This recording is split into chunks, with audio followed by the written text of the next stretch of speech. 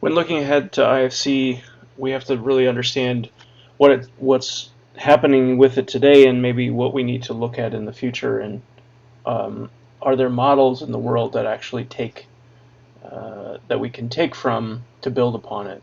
So first off, when I look at IFC today, what you really see that every one of the sort of, if you will, issuances as a data set grows or changes over time, each one actually replaces the other and largely invalidates the last. So it's pointing to a need that we actually need to look at this being a sort of change-based process versus how it works today, which is largely sort of a whole data set replaces the other. So as you move forward, then you have to start to think about larger issues that come from a multi-ownership problem, which we've largely not solved in AEC, but there are some pointers to people doing such a thing, such as if you take an example as a light fixture, maybe not a light bulb, that often in a design context, the architect might own the location, placing it. A lighting designer might own the performance of the fixture and the bulb and the sort of power requirements. An electrical engineer might own the systems and the connectivity to integrate that into a process. A contractor might want to start procurement on those items, or sort of sequence them, maybe not at a bulb or light fixture level, but as a package of fixtures, and that's information that's describing those items. And then frankly, if you're actually starting to plan the maintenance or attic stock or any of these things, or if the building is actually in existence and you're modifying it, that it might have multiple representations. And when you look around the building industry or the building context, there are very few places that this exists, and when you expand it out to infrastructure, it's potentially the same with maybe a few caveats of single owner problems, but largely you have the same thing, like a door, or excuse me, a wall with an opening. The architect or the structural engineer might own the wall, but the mechanical engineer is actually the one that needs to place it in regarding to the equipment that needs to pass through. Or if you're talking about a door, there might be a lintel, or if you're talking about a sort of the connectivity. And if you look at it a slightly different way, is actually you might have the same owner with multiple representations. So something as simple as a space, you might have a net area or gross area, and with its own set of properties, because a gross area might be used for sort of a leasing purpose, and the net area might be used for sort of material calculations, and the third might be a sort of a volumetric view for energy, and that might be the same owner, it might be multiple. And so when you look at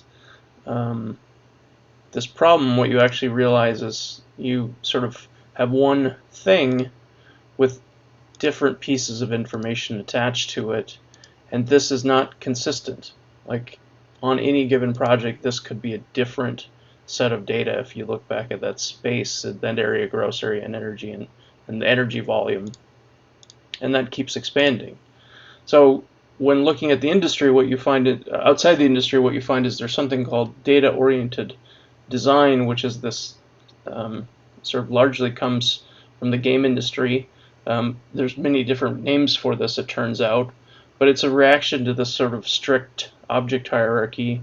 It's really looked to be a solution for parallelizing compute, because you're not having a single class and a single hierarchy, so that also helps with modularity. And the term they often use, for this is often this entity component system model, where the entity is the object that really doesn't have the representations. The components are things like location or a property set, and a system is the sort of the software process that keeps these things up to date. So like the system might be update location on an element in a game. And certainly we're not talking about games, we're talking about standards, but it's actually, to me, the very similar problem where we have this issue. It's not code, but we need to allow for this modularity to parallelize our actual process and to actually allow people to isolate information. And to just walk through an example of something how strict types don't work for problems we have often is something like this. So let's say we have two doors that in physical attributes might be the same type, but the second you say this is functioning as an exit, what you actually have to do is associate it with a special code requirement that doesn't apply to this one. They might have the same hardware, but there might be special hardware associated with this one. You might have to connect to a control system that's sort of on a hold open or automatic closing system. You might need a camera because it's secure. So what you have is actually these doors being the same components where they share some set of them, and then the door B has a second set. And this model, I think, is something that we sort of need to actually embrace to think of this as a composability approach. So I'm just counting the number of sort of different components here. And when you start to think about this, you realize we actually have many other kinds of problems that act the same way. We have the sort of geometric version of this where we want to have a sort of full 3D model version. We might want to actually have sort of an analysis version for, I don't know, network analysis, or a GIS version that wants to sort of just represent this data as a point, or an analytical version for some other sort of energy model that's just a plane. But those in this model would just be components attached to that entity. And as I said before, one of the things you would want to do is allow for isolation. So let's say you have party A and party B, like contractor and design member or something like that.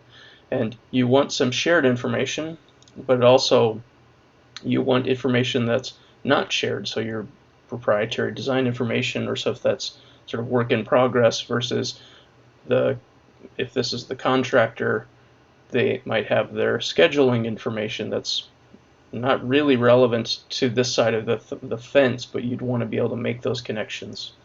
And I start to use the word assembly because what you'd want to think about as you start to abstract a little bit this concept a little bit higher up in a sort of data management process is actually, well, you're not just talking about one item. You want to look at all the doors and what information do you want to assemble about doors if you're party A or party 1 or party A or party B in these different assemblies.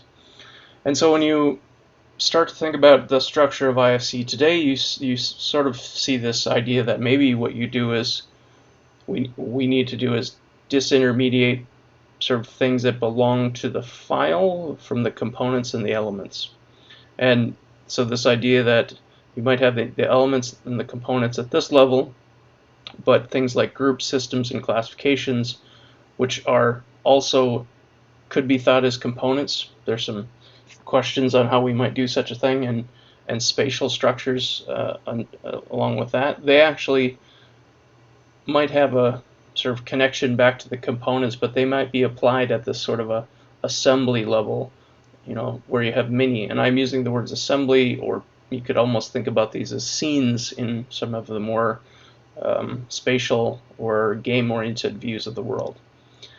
And this comes from the idea is once you start to have big data sets, when we have sort of different uses that are simultaneously active, when you have data sets that are cross-discipline, the idea that you'd have one view of a train yard, a building that is on the tracks, all the track infrastructure, all the buildings, it doesn't make sense. So you'd really want to think about assembling these as unique things, and that just goes back to this idea of some of these concepts want to abstract themselves.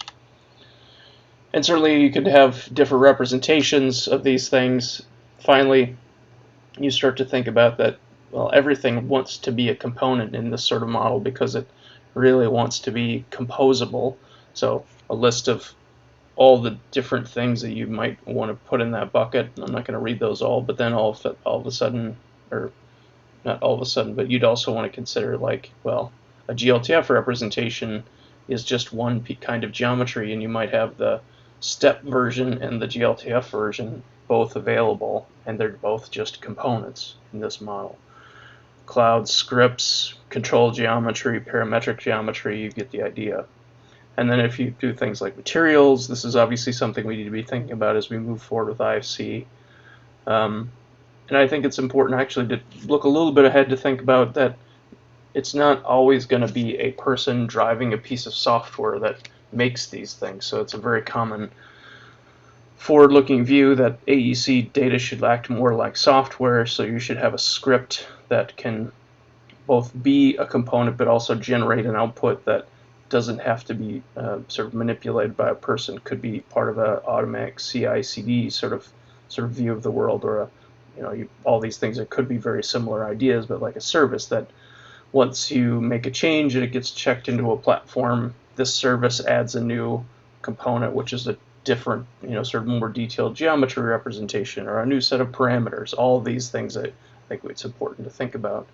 And then finally, this opens up the door to make templates for these components. We saw in one of the presentations in Zurich very much that there's a specific kind of information associated with a wall, but that instead of making these from scratch concepts, that you could make the components templates. So, a DIN carbon p-set, or a piece of geometry that's by center line, or the Fedro, this was the Swiss Federal Infrastructure Authority wall component property set. And these could be sort of grown up and sort of templatized and assembled as people make different representations.